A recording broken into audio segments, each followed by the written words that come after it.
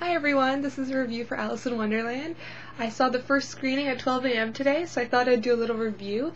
It's not going to spoil any scenes for you. I'm going to try to do a very general review, because if you don't know if you want to see it or not, maybe through this review I'll sway you in one direction. Hopefully to go see it. I think it's worth seeing in theaters, but if you don't have the money, wait till it comes out on DVD. Speaking about the theater part, it comes out in 3D and in 2D.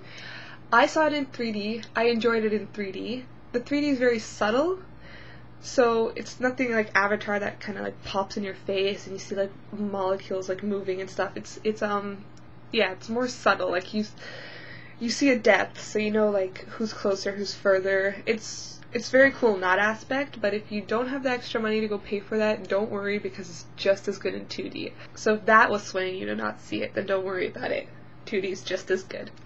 I give the movie a 9 out of 10. The beginning was good in the sense that it showed Alice's character where the plot was going with this, because, Tim Burton took this to a different level. He's not really remaking the Alice books. He just took what happened in Alice, and now he's continuing on from that. So I do suggest you to read the books beforehand. That's what I did, and it helps you grasp the idea. My friend didn't, and he still really enjoyed the movie, so if you don't want to read it, that's fine too, but I like, having that background information. So that was the beginning, and then you go and you find all the Alice characters. So you have the rabbit. He was played very well. Tweedledee and Tweedledum were very funny. I think the most funniest person was, I think he's called the Mad Hare, or the Crazy Hare, I don't remember at the moment, and he was hilarious. He was in parts of the movie, obviously not a main character, but funny, really funny. And then you have the Mad Hatter, obviously played very well. With Johnny Depp, though, you can kind of see Jack Sparrow in it when he does some of his accents, so if that bugs you, I don't know. It kind of, Jack Sparrow kept popping into my head, but, regardless of that, Johnny Depp played his character very well as the Mad Hatter. I noticed that Johnny Depp plays a lot of his characters in the sense that we can fall in love with them really easily. During the movie, you're aw, and oh, and you're really, really falling in love with the Mad Hatter.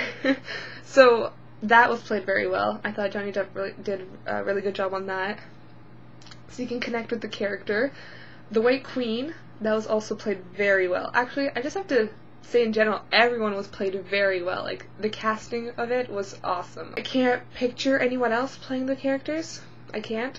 Even after seeing it and hearing things about it before, everyone was played very well. So even if you like these actors or if you don't like these actors, you can't really sense them during the film.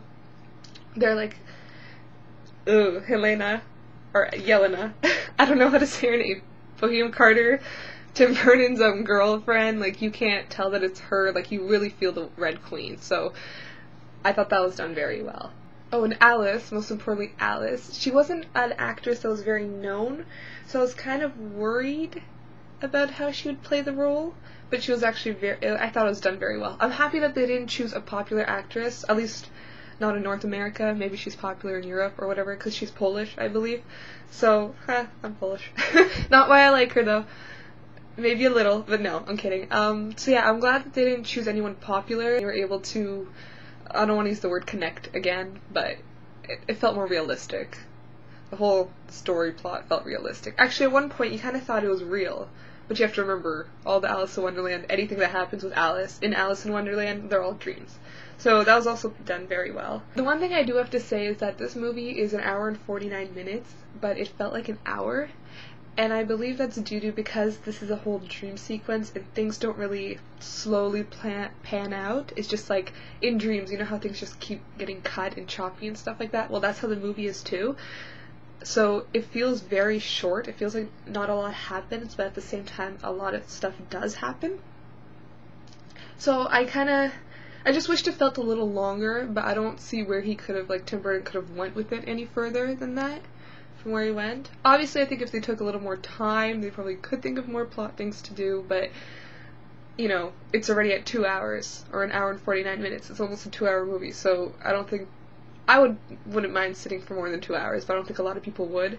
So, in the sense that he couldn't do any more, but yeah, the movie felt really short, which is the one thing I didn't like. I wish, like, I really wanted to sit there and watch more.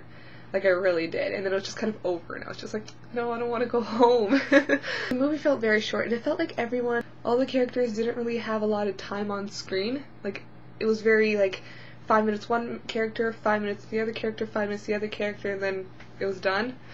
That's the one thing I also didn't like. But because there's so many characters, you kind of had to play it like that.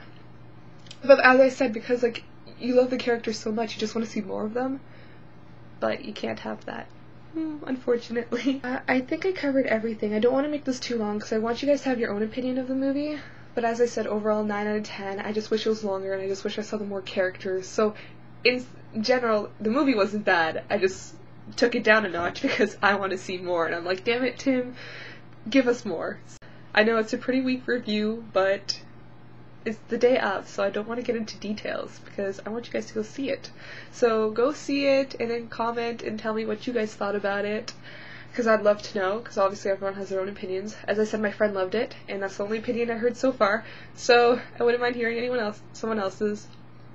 And yeah, I'm really glad I saw it. I don't think I'd see it again in theaters unless someone paid. As much as I love Alice in Wonderland, I don't think it's worth seeing more than once in theaters, but it's definitely worth seeing. So right after this video, get into your car and drive to theaters. Alright, thanks so much. Bye.